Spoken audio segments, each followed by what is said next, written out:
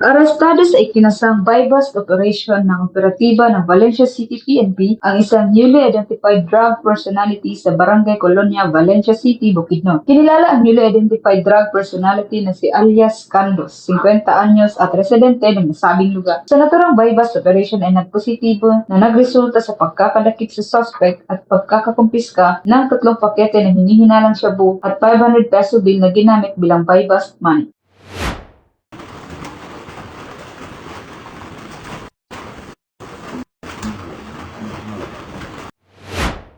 Ang Police Regional Office 10 ay naglalayong paigtingin pa ang kampanya laban kriminalidad, lalong-lalo na sa illegal na droga. Ito'y nagpapakita ng dedikasyon at kausayan ng inyong kapulisan sa paglaban sa illegal na droga. Nahaharap ang suspect sa kasong paglabag sa RA 9165, Comprehensive Dangerous Drugs Act of 2002.